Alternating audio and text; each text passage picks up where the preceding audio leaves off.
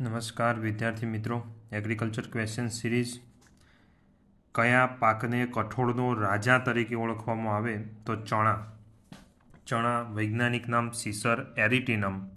તો ચણાને કઠોળ પાકોનો રાજા તરીકે ઓળખવામાં આવે. ચણાનું મૂળ વતન ભારત. ચણાના પાકનું મુખ્ય સંશોધન કેન્દ્ર જૂનાગઢ ખાતે છે. સૌથી વધારે પ્રોટીનનું પ્રમાણ ચણાની અંદર. ચણાના પાંદડામાં કયા એસિડ આવેલા હોય તો એમિનો એસિડ આવેલા હોય, બરાબર. મેલિક એસિડ પણ એની અંદર જોવા મળે. ચણાના છોડ ઉપરથી ઝાકળ એકત્રિત કરી તેમાંથી કયું એસિડ મેળવવામાં આવે છે? ચણાના છોડ હોય, એના પત્તા હોય, એના ઉપર જે ઝાકળ હોય એને એકત્રિત કરી તેમાંથી કયું એસિડ બનાવવામાં આવે તો ઓક્ઝેલિક એસિડ બનાવવામાં આવે છે, બરાબર. ચણાના પાક માટે કયું રાઇઝોબિયમ કલ્ચર વાપરવામાં આવે છે તો F16 નામનું રાઇઝોબિયમ કલ્ચર વાપરવામાં આવે છે. કઈ જાત ચણાની કાબુલી જાત છે તો L55 જે છે ચણાની કાબુલી જાત છે. ચાફા એ કયા પાકની સુધારેલી જાત છે તો ચાફા એટલે ચણાની સુધારેલી જાત. દાહોદ પીળા પણ ચણાની એક સુધારેલી જાત છે. ચણાની કઈ એવી જાત જે પિયત અને સુકારા સામે રોગ પ્રતિકારક શક્તિ ધરાવે છે? પિયત અને સુકારા નામના રોગ સામે. તો ગુજરાત ચણા 1. ચણાની કઈ જાત દાણાનો રંગ પીળો જોવા મળે તો દાહોદ પીળા.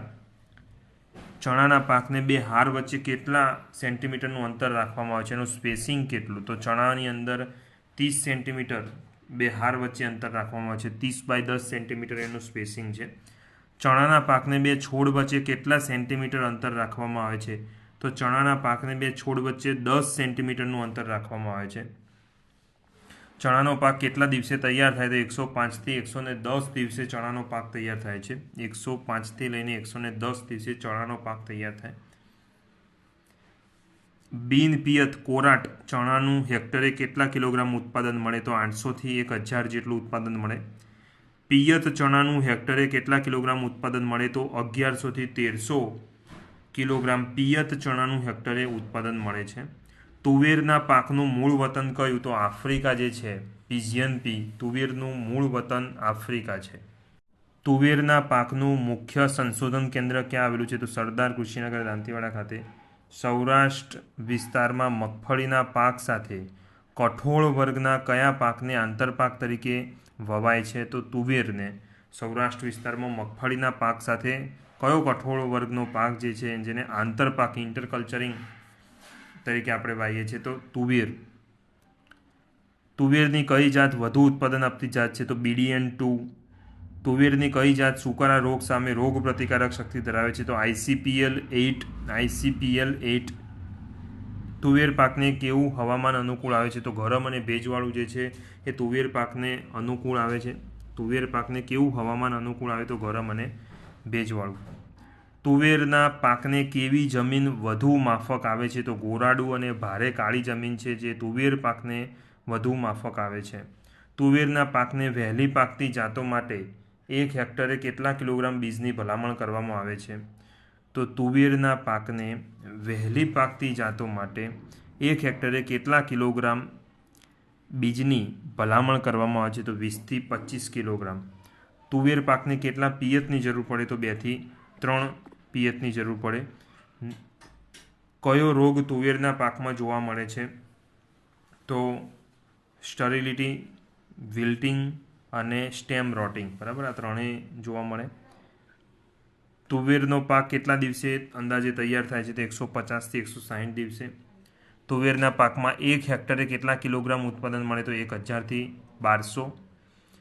મુખ્ય અડદ સંશોધન કેન્દ્ર ક્યાં આવેલું છે તો સરદાર કૃષિનગર દાંતીવાડા. અડદનું મૂળ વતન ક્યાં આવેલું છે તો ભારત. અડદ એ કયા વર્ગનો પાક છે તો કઠોળ વર્ગનો. જાંડેવાલ એ કયા પાકની સુધારેલી જાત છે તો અડદ જે છે એ અડદની જાત છે જાંડેવાલ. અગાઉની પરીક્ષામાં પૂછાયેલો છે આ સવાલ. જાંડેવાલ એ કયા પાકની સુધારેલી જાત છે તો અડદ. T9 એ કયા પાકની સુધારેલી જાત છે તો અડદ. G75 એ કયા પાકની સુધારેલી જાત છે તો અડદ. અડદ પાક કેટલા દિવસે તૈયાર થાય તો 70 થી 85 દિવસે અડદનો પાક તૈયાર થાય. અડદના પાકને હેક્ટરે કેટલા કિલોગ્રામ ઉત્પાદન મળે છે તો 1000 થી 1200 કિલોગ્રામ ઉત્પાદન અડદના પાકમાં લઈ શકાય. મગનું મૂળ વતન કયું છે? તો ભારત. મગનું મુખ્ય સંશોધન કેન્દ્ર ક્યાં આવેલું છે? તો સરદાર કુશીનગર દાંતીવાડા ખાતે.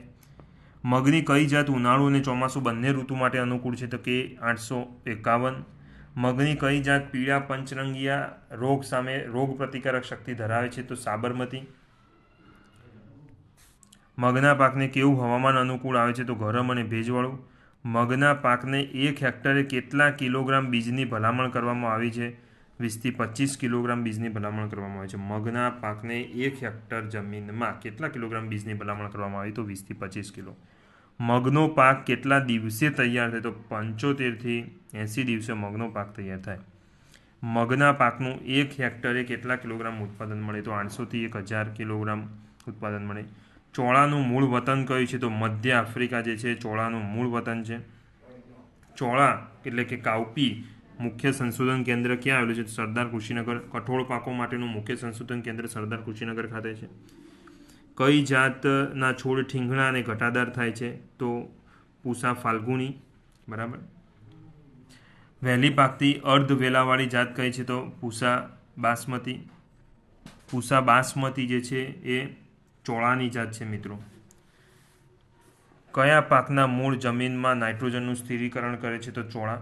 ચોળા પાકનું વાવણી અંતર કેટલું? 45 બાય 10 સેન્ટીમીટર. કેટલા દિવસે આ પાક તૈયાર થતો હોય છે? તો 75 થી 80 દિવસે ચોળો એટલે કે કાઉપી તૈયાર થતા હોય છે.